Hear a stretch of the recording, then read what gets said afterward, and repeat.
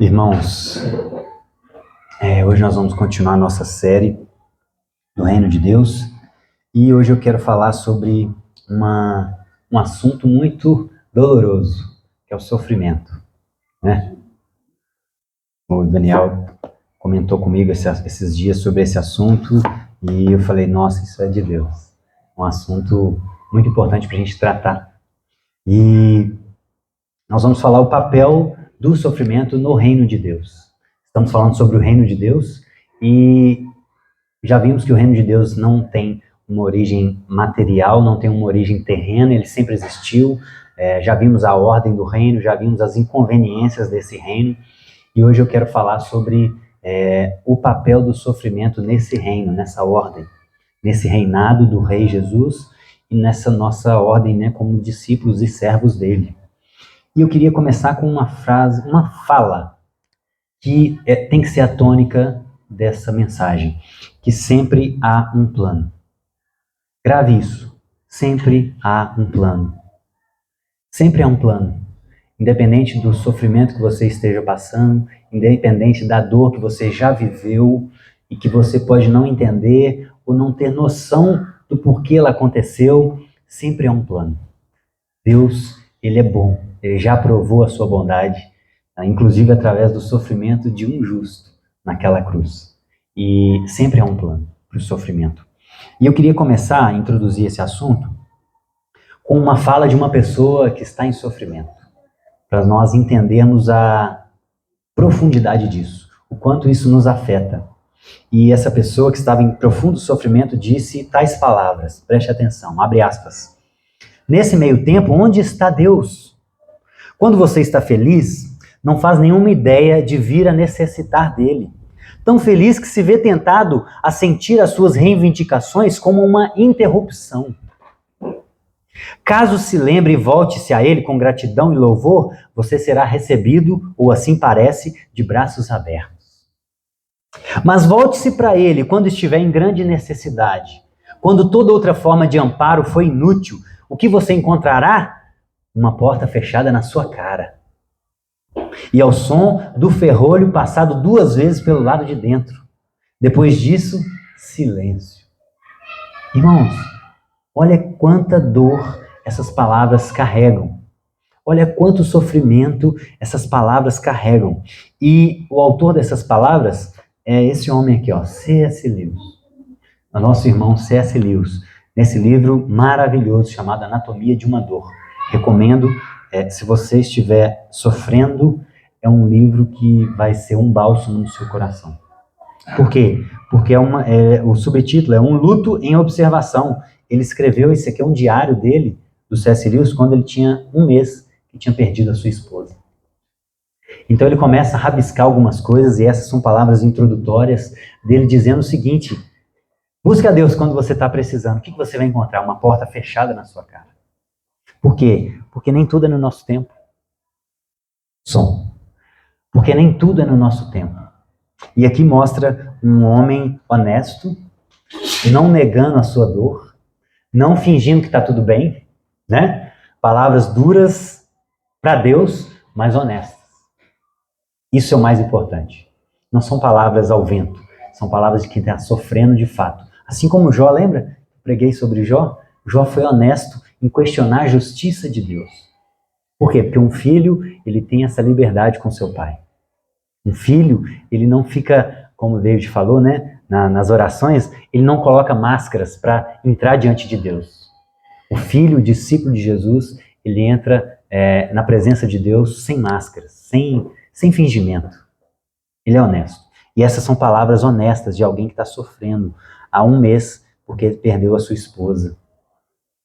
E o sofrimento, meus irmãos, é uma experiência humana universal e abrangente. Ela é universal porque ela atinge todos os seres humanos. Não há um ser humano que já viveu, ou que vai viver, ou que está vivendo, que não sofreu ou que não vai sofrer. Em algum momento, em algum nível na sua vida.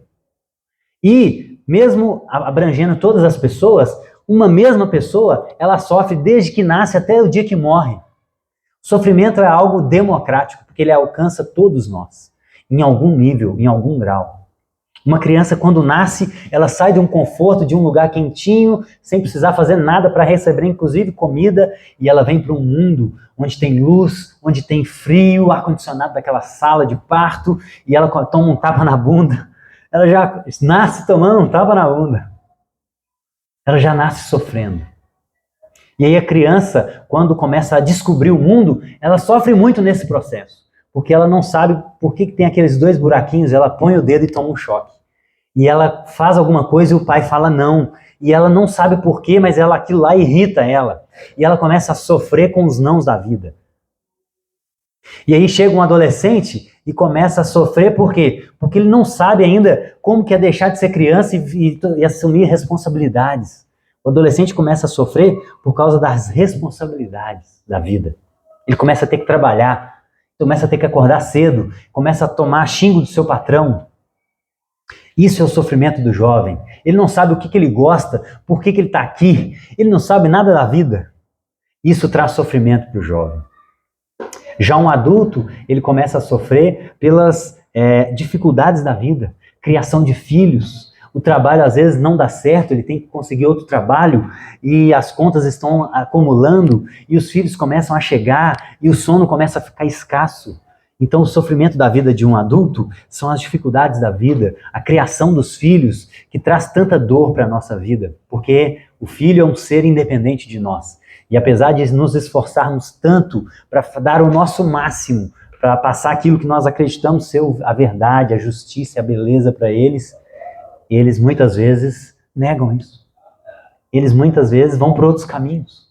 Isso traz sofrimento.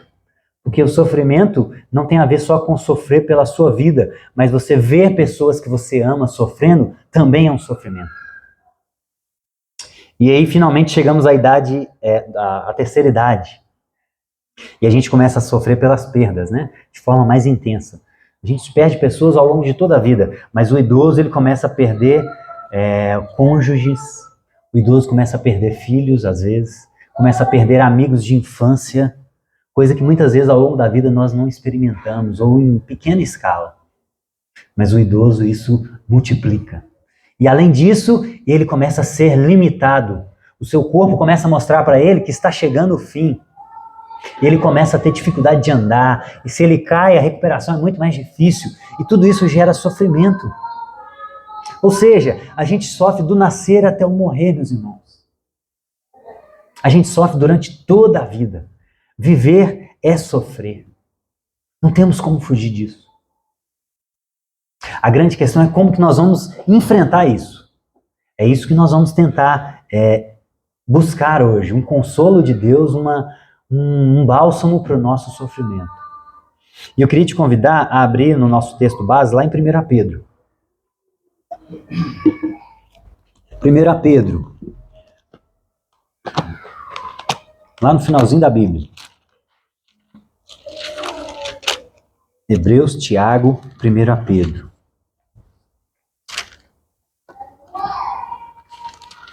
E eu queria visitar alguns textos para vocês verem como que Pedro, nessa carta, se você está sofrendo, leia toda a carta de 1 Pedro. É uma carta voltada para os sofredores. E comece comigo a partir do capítulo 1, verso 3.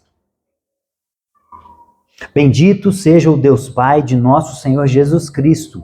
Conforme a sua grande misericórdia, Ele nos regenerou para uma esperança viva, por meio da ressurreição de Jesus dentre os mortos, para uma herança que jamais perece e se macula ou perde o seu valor.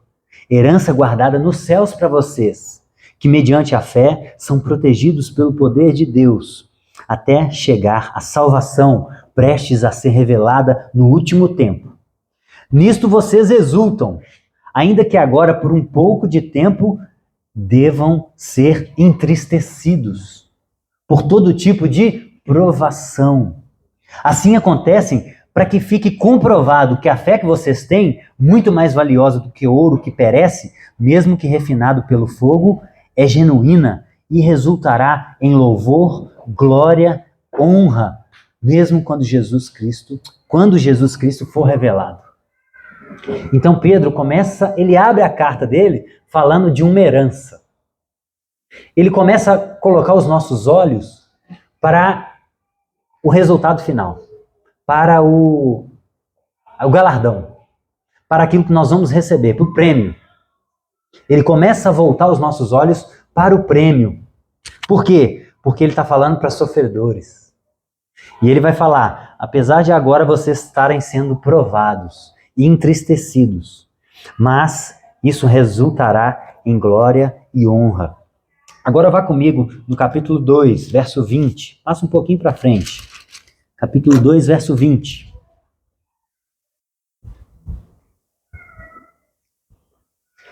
Pois que vantagem há de suportar açoites recebidos por terem cometido mal? Se vocês suportam o sofrimento por terem feito bem, isso é louvável diante de Deus. Por isso, para isso vocês foram chamados, pois também Cristo sofreu no lugar de vocês, deixando-lhe o exemplo para que sigam os seus passos. Vá comigo agora no capítulo 3. Tem do sofrimento em todo o livro de 1 Pedro, irmãos. Capítulo 3, verso 9. Não retribuam o mal com o mal, nem insulto com insulto. Ao contrário, bendigam, pois para isso vocês foram chamados, para receberem bênção por herança. Versículo 13. Quem há de maltratá-los, se vocês forem zelosos na prática do bem? Todavia, mesmo que vocês venham a sofrer por praticarem a justiça, vocês serão felizes. Não temam aquilo que eles temem, mas fiquem amedrontados. Não fiquem amedrontados, perdão. Antes, santifiquem, ele já vai falar da defesa da fé. Irmãos, agora o final, 4, verso 12. 1 Pedro 4, verso 12.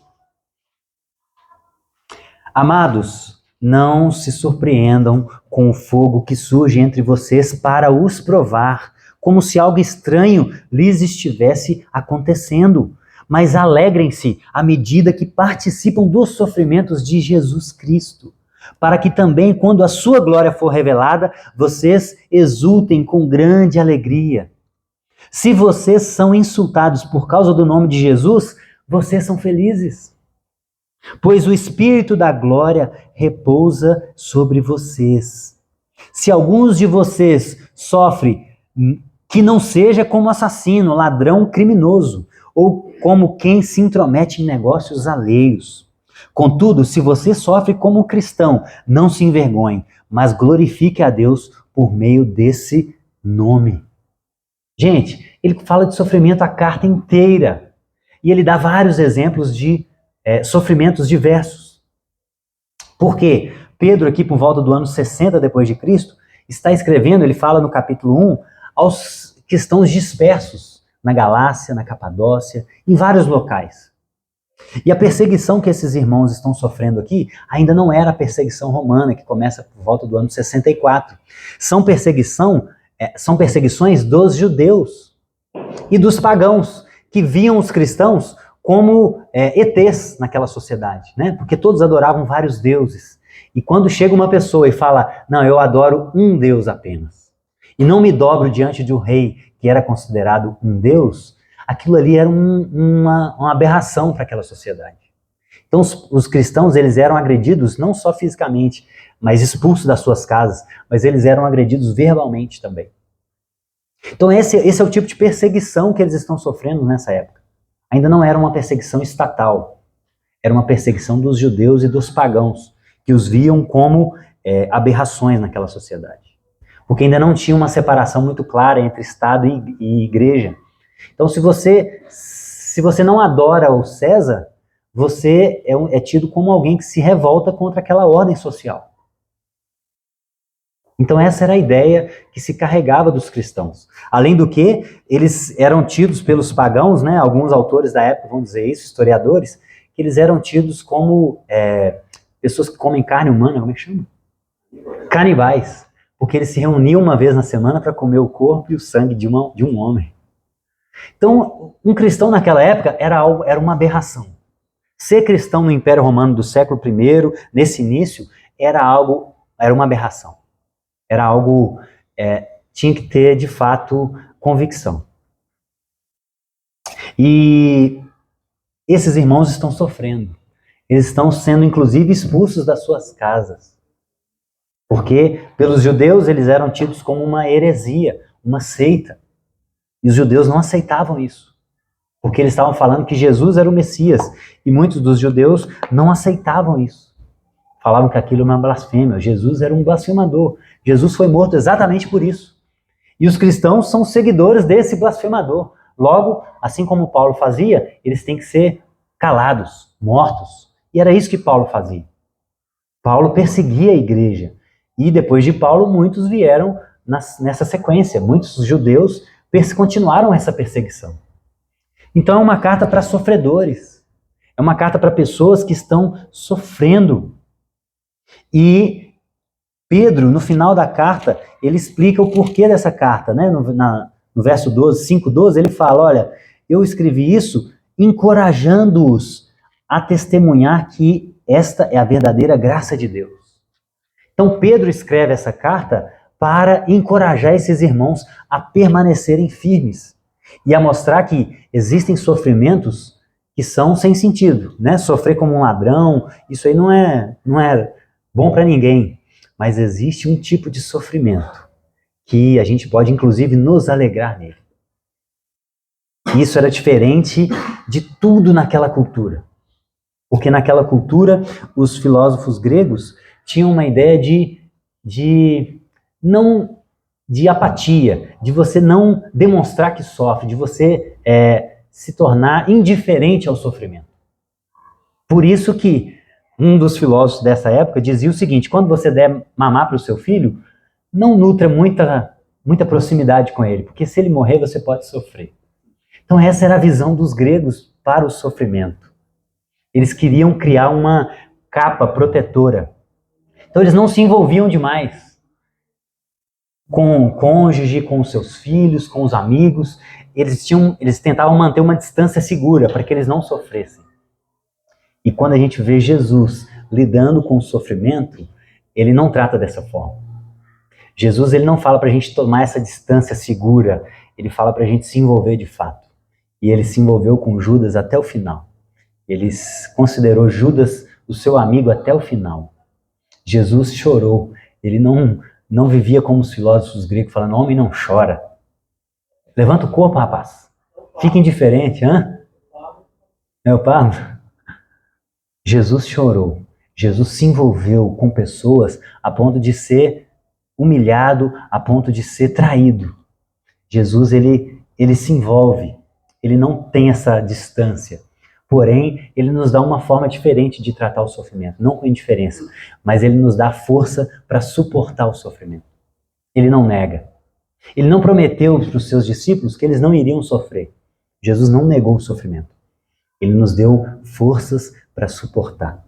É diferente, é totalmente diferente. Por isso que o cristianismo deu tão certo, porque era uma revolução isso. Era uma forma totalmente nova de lidar com o sofrimento. Contrária a toda a antiguidade até aquele momento. E eu trouxe 4 pontos nessa mensagem para a gente tentar nos consolar hoje. Primeiro é tentar entender a origem do sofrimento. E, como quase tudo na Bíblia, a origem está no princípio, né? O sofrimento surge com a queda. A partir do momento que o ser humano rebela-se contra Deus, ali começa todo o sofrimento. A mulher começa a sofrer mais, aumentaria as dores de parto, e o homem ele não foi condenado a trabalhar por causa da queda, viu, irmãos? O trabalho já existia antes da queda. Ele vai sofrer nesse processo de cultivo, porque a terra era mais fácil de produzir, de arar. Agora vai surgir espinhos e abrolhos. Então o sofrimento surge no processo do trabalho, não no trabalho em si. Então a origem do sofrimento é na queda. Nessa ruptura começa todos os sofrimentos. E segundo ponto, qual a razão do sofrimento? Né? A origem está na queda. Mas qual é a razão de existir o sofrimento no mundo, nessa ordem, nesse reino de Deus? E existem basicamente 3 razões pelas quais a gente sofre. E a primeira delas, que é a mais importante, é para nos provar. Deus permite ou envia certos sofrimentos para nos provar. E vamos voltar um pouquinho aí, 1 Pedro capítulo 1. Olha a imagem que Pedro usa, irmãos, que maravilha. 1 Pedro 1,6. Nisso vocês exultam, ainda que agora por um pouco de tempo devam estar entristecidos por todo tipo de provação. Assim acontece para que fique comprovado, né? A prova é para que fique comprovado que a fé que vocês têm, muito mais valiosa do que ouro, que perece, mesmo que refinado pelo fogo, é genuína e resultará em louvor, glória e honra quando Jesus for revelado. Irmãos, a gente não tem muita noção do que essa expressão quer dizer, mas naquela época era muito comum as pessoas provarem os elementos do ouro. Então, quando você acha uma pepita de ouro, você tem que provar aquele material. E como que se prova aquele material? Colocando no fogo. Então, uma pepita de ouro colocada no fogo, ela está sendo colocada à prova. E o que acontece? O que for verdadeiro ouro será aprovado, passará pelo fogo, passará pelo teste. E aquilo que for impuro, ele vai subir, ele sobe lá naquele negócio de fundição. Essa é a imagem que Pedro está usando para ilustrar a nossa aprovação. Irmãos, se nós somos cristãos, se nós temos fé em Jesus, essa fé precisa ser provada. E ela começa a ser provada do dia que a gente recebe a Jesus até o final, porque existem níveis de crescimento que a gente precisa. Quando a gente aceita Jesus e recebe a Ele como Senhor e Salvador, a gente entra no reino de Deus, mas aí inicia um processo de santificação. E nesse processo de santificação, a gente tem que ser provado. Tem muita impureza. A gente não é restaurado de uma hora para outra. Tem muita impureza dentro de nós. E o sofrimento cumpre esse papel de provar a nossa fé, para que fique comprovado que ela é genuína. Entende? Então, a partir do momento que a gente entra pelo reino de Deus, a gente inicia o processo de santificação. E essa fé precisa ser provada para que ela se mostre aprovada. Então, Deus usa o sofrimento exatamente para isso. Vai um pouquinho para frente, 4, 1 Pedro 4. É a mesma ideia. Olha a imagem do fogo de novo. Amados, 4:12. Amados, não se surpreendam com o fogo que surge entre vocês para os provar. Então o sofrimento é para nos provar. Então ele fala o seguinte, olha, não se assuste. O sofrimento é o natural. O sofrimento é a ordem normal da vida. Viver é sofrer. Não tem como viver sem sofrer. Viver genuinamente, sem sofrer. Não tem como. Então essa é a ordem natural, então não se assuste. E muitas vezes nós somos pegos de surpresa pelo sofrimento, principalmente nós hoje, porque estamos imbuídos numa cultura que quer negar o sofrimento, que quer fazer com que a gente não sofra. Qual que é o slogan de muitas igrejas hoje? Pare de sofrer. Pare de sofrer. E não quer dizer que sofrer seja bom, né, irmãos? Não é um masoquismo. A questão é, existem sofrimentos que a gente precisa passar. E não tem como fugir disso. A questão é nos fortalecer para suportar esse sofrimento. Não é negar o sofrimento. E pensa em pessoas como Jó. Jó era justo, irmãos? Jó era, inclusive Deus falou que era justo. E ele sofreu, irmãos? E ele nem tinha ideia do porquê ele estava sofrendo, né? Lembra dos apóstolos? Eles eram justos? E eles sofreram? Muito, né? Cada um morreu como um mártir, de uma forma diferente, decapitado, crucificado de cabeça para baixo, como Pedro, decapitado como Paulo, nas mãos de Nero. E quem é o Senhor deles todos? O próprio Jesus. Jesus era justo? E Jesus sofreu? Por razões diferentes, né? Jesus não sofreu pelo seu pecado ou para ser aperfeiçoado, mas ele sofreu para aperfeiçoar outros. Esse é um caso excepcional. E eu queria relembrar palavras de uma pessoa sofredora, mais uma vez, C.S. Lewis. Olha o que ele disse. Quando não há nada em sua alma, exceto um grito de socorro, talvez seja o exato momento em que Deus não pode te atender. Você é como um homem que se afoga e que não pode ser ajudado, porque está se debatendo demais. É possível que seus gritos repetidos o deixem surdo à voz que você espera ouvir. Gente, isso aqui é de uma profundidade incrível. Não sei se você já viu bombeiros relatando como que eles têm que fazer para resgatar uma pessoa. Essa imagem é maravilhosa. A pessoa, quando está se afogando, ela está em desespero. Ela está num estado de instinto, de sobrevivência. Então, pode chegar uma pessoa com toda boa vontade na frente dela para salvar ela, ela vai enfiar a cabeça dela para tentar respirar. Ela não quer saber se ela está sendo ajudada, ela quer respirar, ela não consegue pensar nesse momento. Então, muitos bombeiros dizem que eles têm que abordar a pessoa de trás e, às vezes, a pessoa está tão desesperada que eles ainda têm que desacordá-la para conseguir resgatá-la, porque senão vão morrer os dois. Ou seja, quando a gente está no início do nosso sofrimento, nós podemos estar nessa fase de estar se debatendo com Deus. Por que Deus? Por quê? Por que isso? Por que daquilo? E nesse momento a gente pode estar reclamando que Deus não responde exatamente porque a gente não deixa Ele falar. Porque a gente está tão imbuído, tão imerso no nosso sofrimento, isso gera tanta dor para a gente está tão revoltado, está tão uma mistura de sentimentos tão grande dentro de nós, que a gente não consegue ouvi-lo. E talvez ele nem deveria falar nesse momento, porque a gente não ia entender. Então existe um tempo também de maturação do sofrimento. Então se você está sofrendo e está nessa fase, entenda isso como um alento. Deus se cala propositalmente. Até que a gente canse e pare de se debater, e aí Ele pode fazer alguma coisa conosco. Aí talvez nós vamos conseguir ouvir alguma coisa. Então o sofrimento tem essa fase de se debater, né? Por quê? Porque tudo tem um tempo. E um outro irmão também, o Davi Lago, num livro chamado Pega Leve, um livro muito bom também, ele diz o seguinte: existem coisas que só enxergamos de olhos molhados. Então tem coisas na vida que a gente só vai enxergar com os olhos molhados, irmãos, passando pelo sofrimento. Mas não necessariamente nessa fase de estar se debatendo, mas quando a gente vai conseguindo maturar, ruminar esse sofrimento e tentar lidar com ele, e talvez entender o porquê desse sofrimento. Pode ser que a gente não entenda, mas nesse processo a gente pode enxergar coisas que a gente não enxergaria com os olhos secos.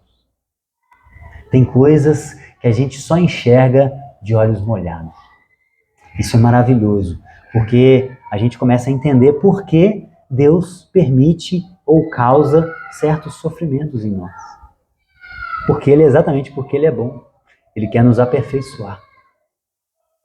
E lembram, em 1 Coríntios 4, em Romanos 5, Paulo nos lembra a dinâmica do sofrimento. O sofrimento, a tribulação gera perseverança, a perseverança gera experiência, e a experiência gera esperança. Então o sofrimento, Deus tem um processo pedagógico com o sofrimento na nossa vida. E o C.S. Lewis mais uma vez vai nos lembrar: você nunca tem consciência do quanto de fato acredita em algo, enquanto a verdade ou a falsidade disso não se tornar uma questão de vida ou morte para nós. É muito fácil falar que uma corda é segura, você acredita que ela é boa, enquanto ela está segurando uma caixa. Mas quando você tem que se pendurar nela num precipício, aí você começa a pensar de fato: será que eu acredito que essa corda sustenta? Se ela é forte mesmo? Ou seja, falar que cremos em Deus, que Deus é bom, que Deus é soberano, isso tudo é muito fácil. Agora, quando a verdade dessas revelações, dessas questões, se torna uma questão de vida ou morte para nós, aí que essas palavras vão ser colocadas em prova. Entendem? Ou seja, quando a gente está sofrendo, é o único momento de fato que a gente tem para ver, para provar se nós confiamos ou não, se nós acreditamos que Ele é bom ou não. Por quê? Porque é a corda, a gente depende dela. A corda agora está segurando a gente. Eu não estou só falando que Deus é bom, eu vou ter que experimentar de fato se Deus é bom. Eu não só estou falando que Deus me sustenta, mas eu vou ter que de fato viver esse sustento. Entendem? Então é quando isso se torna uma questão de vida ou morte para a gente, aí que nós vamos saber se de fato o que a gente tem falado é genuíno ou não. Então essa é a razão de Deus permitir o sofrimento do justo, inclusive. Porque justo, irmãos, significa que nós somos justificados, né? A nossa justiça não é nossa. Nós recebemos a justificação, o selo de justiça de Jesus. Isso não significa que nós somos perfeitos. Nós temos ainda muitas coisas a serem aperfeiçoadas. E muitas delas nós só vamos conseguir enxergar com os olhos molhados. Muitas delas só com dor. Não tem aquele jargão? Alguns vão pelo amor, outros vão pela dor. Na maioria das vezes é pela dor. Então o justo sofre exatamente porque é pecador. Justo não significa perfeito. O justo, a justiça, a santidade, ela começa no reconhecimento da sua imundície. Isso é um homem justo. Aquele que acha que é bom demais, ele está muito longe de Deus, porque está se comparando com referências muito, muito ruins, se comparando com pessoas. Mas o justo é aquele que enxergou a referência correta, a perfeição. E aí ele olha para si e fala, eu sou o pior dos pecadores, né? Paulo, antes de conhecer Jesus, ele matava os cristãos, porque ele se achava superior. Mas quando ele tem um encontro com Jesus, ele se viu o pior dos pecadores. Então, justo é isso. E aí surge o paradoxo mental. Ok, mas se Deus é bom, se Deus é justo, se Deus é santo, se Ele é todo-poderoso, por que há o mal no mundo? Isso buga a mente de muitas pessoas. Isso desde Epicuro, um filósofo do século IV a.C. Ele tem um famoso paradoxo. Ele dizia o seguinte: se Deus tem todo o poder, mas não quer acabar com o mal, ele não é bom. Mas se Deus quer acabar com o mal, tem boa vontade, mas não pode, ele não é todo poderoso. Ou então Deus nem exista. Então esse paradoxo é antigo.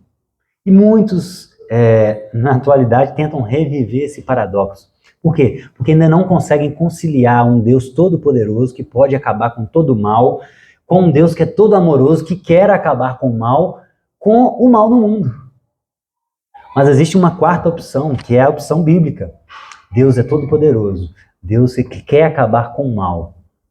Mas ele tem um bom propósito para permitir esse mal por algum momento ainda. Essa é a melhor saída. E ele sempre tem um plano. Sempre há um plano. O mal nunca é em vão. O sofrimento nunca é em vão. A gente pode não saber qual é a razão do nosso sofrimento particular, mas nós sabemos que se ele teve uma razão muito grande para permitir, inclusive, que o seu filho sofra, isso foi um absurdo para os judeus, eles não entendiam por que o Messias, o prometido, iria sofrer nas mãos de Roma. Isso foi um absurdo para os judeus, foi um escândalo para muitos judeus. Se Deus teve um plano para o sofrimento do seu filho, por que você acha que ele não tem para o seu? Que é leve e momentâneo. As palavras de Pedro, vocês sofrem momentaneamente, por um tempo. Por quê? Que você acha que o seu sofrimento não teria uma razão, uma possibilidade muito maior, um bem maior por trás. Então, Deus já provou a sua bondade. Então, todo o sofrimento que você esteja passando tem uma razão, quer você saiba ou não. Mas tem um bom motivo, porque ele já provou que é todo poderoso e já provou que é bom. Então, não há incompatibilidade entre ele permitir o mal para que nós sejamos aperfeiçoados, para que um dia a gente esteja do lado dele para desfrutar desse bem maior que é a sua presença. Então essa é uma resposta mais sensata a esse aparentemente paradoxo, né? Essa aparente contradição entre um Deus bom, poderoso e o mal. Ele tem um bom propósito. Ele sabe das coisas. Ele é sábio.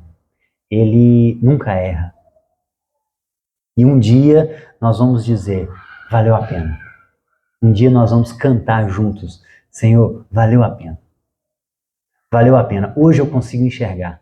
Eu me debatia quando eu perdi meu esposo, meu marido, meu filho, quando eu perdi aquele emprego, quando eu não estava conseguindo pagar aqueles boletos. Eu me debati, Senhor, mas hoje eu percebo que valeu a pena. Eu não teria entendido dessa forma se eu não tivesse passado por aquilo. Então essa é a principal razão pela qual Deus nos deixa ou nos faz sofrer. Para nos provar, para nos aperfeiçoar. E existem outros tipos de males, né, irmãos? De sofrimentos. Um segundo é tentação de Satanás. Deus nos prova com o objetivo de nos aperfeiçoar. Satanás nos tenta com o objetivo de nos derrubar. É totalmente diferente. Né? O próprio Pedro fala no capítulo 5 que Satanás está ao nosso derredor, como um leão que ruge, procurando alguém para devorar. Então existem sofrimentos que são por tentações de Satanás. Né? O próprio Jesus enfrentou isso lá em Mateus capítulo 4. Ele foi tentado pelo diabo. Mas o objetivo é nos derrubar. Deus ele nos prova para nos aperfeiçoar. As razões são totalmente diversas. E a última razão, a gente sofre por nossos pecados. Né? Como Pedro mesmo falou, não sofra por ser um ladrão, um homicida. Sofra por razões justas, mas não sofra por essas razões. Esse sofrimento não tem sentido. É você se martirizar à toa. Mas ainda assim, Deus pode usar isso, esses nossos erros, esses nossos pecados, para tirar algo bom no final. Né? Muitas pessoas se achegam a Jesus por meio de sofrimentos baseados pelos seus pecados. Né? Muitas pessoas encontram a Jesus na cadeia. Muitos batismos acontecem na cadeia. Então aquele mal que não deveria ter acontecido, Deus usa aquilo para reverter para algo bom. Então sempre há um plano. Sempre há um plano. Não existe um mal em vão. Não existe um mal que não será justificado. Um dia você vai entender em sua plenitude. Então essas são as três formas, as três razões pelas quais a gente sofre. Para nos provar, para Satanás, para nos tentar, e o sofrimento pelos nossos pecados. E agora eu quero trabalhar o terceiro ponto. Como agir no sofrimento? Tá bom, eu já entendi quais são as razões do sofrimento, mas como agir? Como passar pelo sofrimento? Primeiro, identifique a razão do sofrimento. É um pecado seu? Ou você está sofrendo por ser cristão, por ser justo, inclusive? Como os apóstolos enfrentavam esse tipo de sofrimento. Quando eles eram justos, faziam a coisa certa, aí que eles sofriam perseguições. Os judeus ficavam revoltados.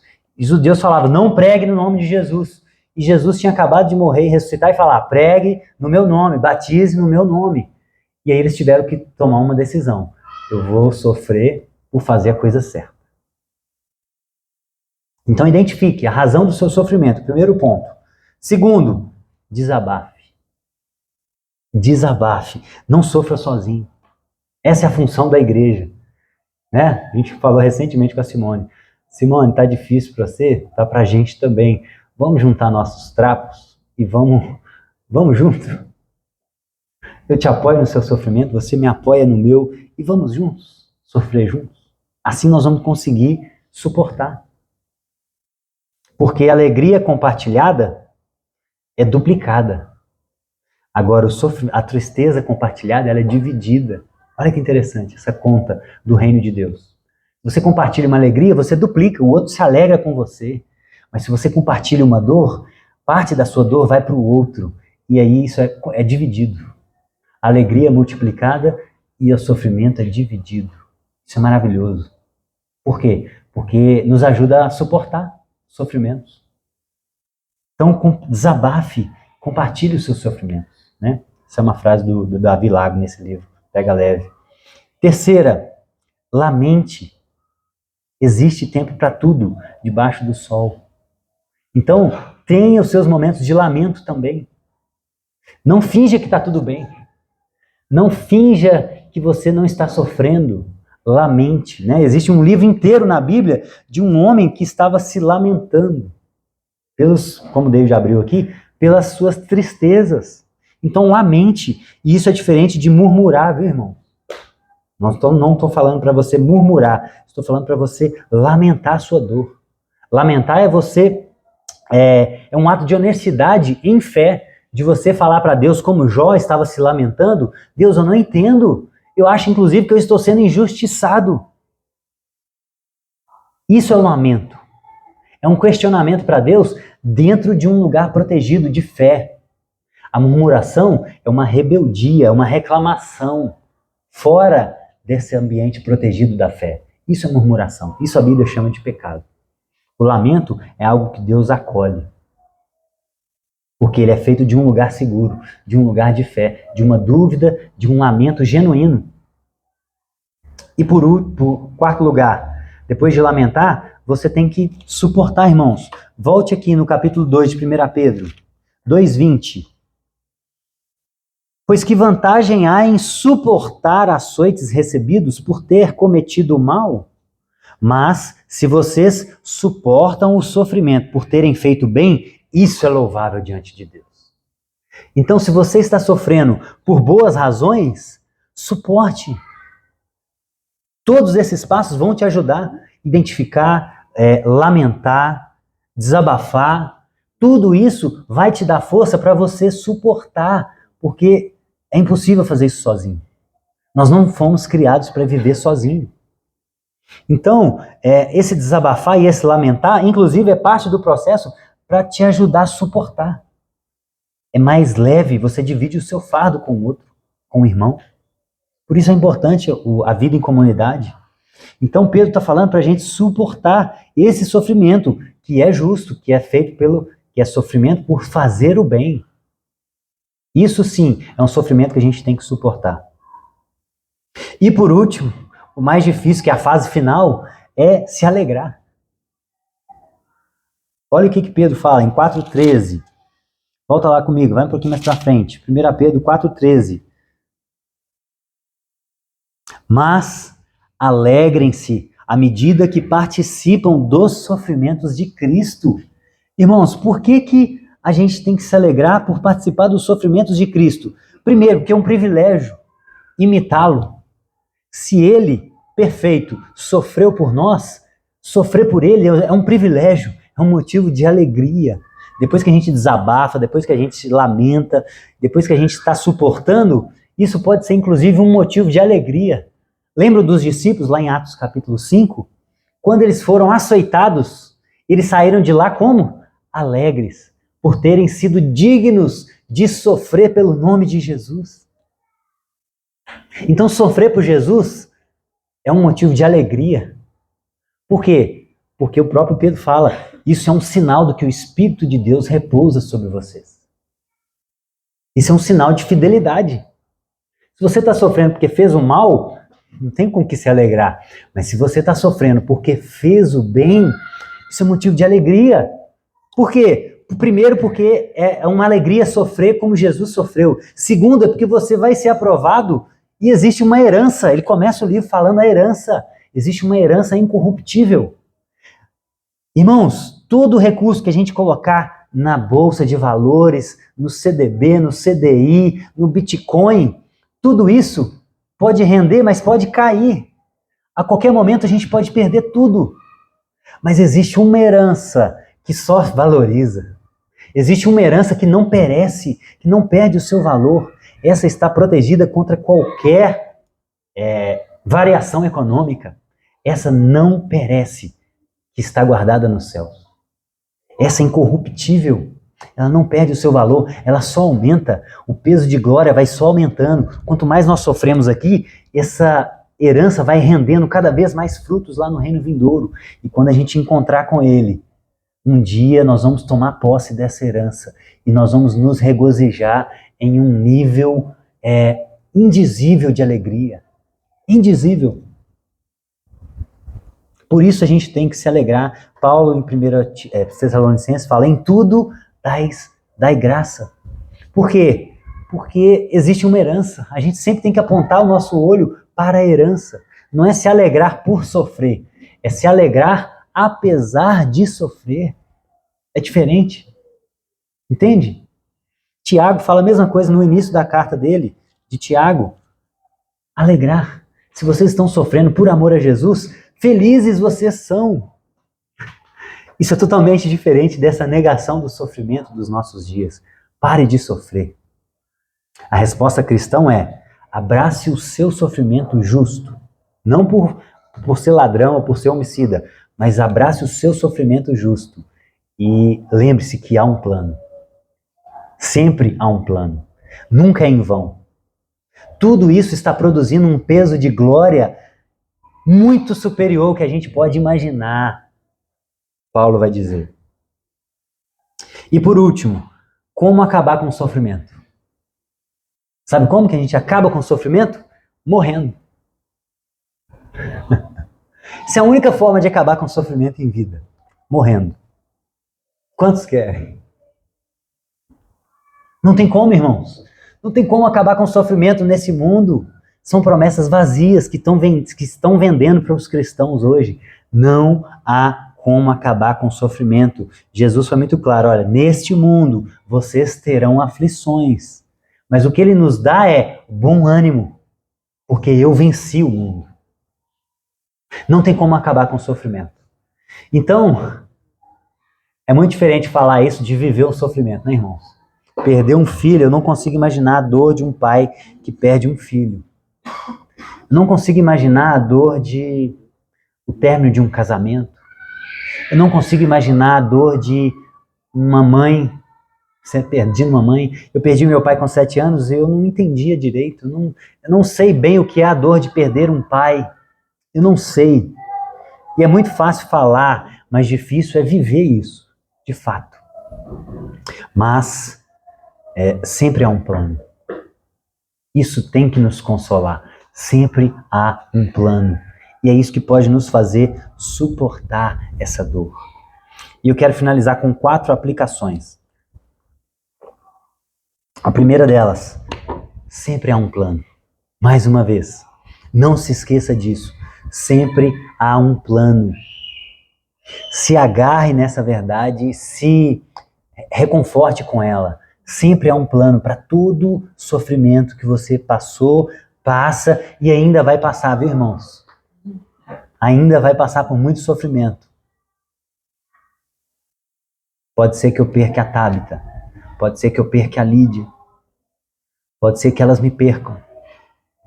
Pode ser que, não sei, uma doença amanhã chegue, um câncer. Pode ser. Então haverá muito sofrimento ainda. Então não se iluda. Não se iluda. Você ainda vai sofrer muito. Mas sempre há um plano. Sempre há um plano. Segunda aplicação: se você está sofrendo, lembre-se que esse é o momento que você está mais perto de Deus. Lembra Paulo nos alertando? Quem está de pé, cuide-se para que não caia. Por quê? Porque quando está tudo bem, é muito fácil. A gente está longe. A gente está mais fácil cair quando está tudo bem. No sofrimento, exatamente por isso, como o próprio C.S. Lewis diz, né? O sofrimento é um megafone de Deus num mundo surdo. É no sofrimento que as pessoas se aproximam mais fácil de Deus, por causa da nossa inclinação pecaminosa. Então, se está tudo bem, muito cuidado.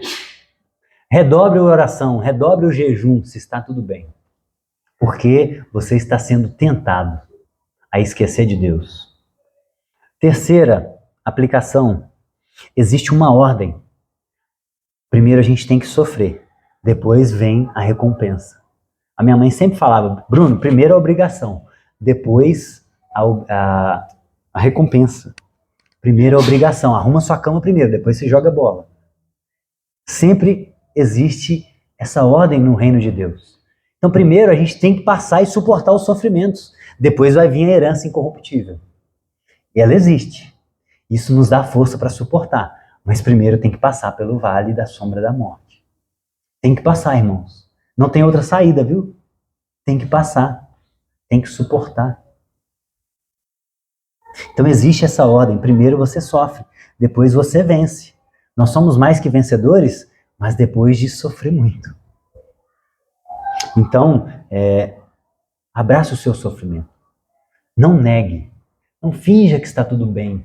Abrace o seu sofrimento. Lamente, chore, compartilhe e se alegre, porque existe uma recompensa preparada.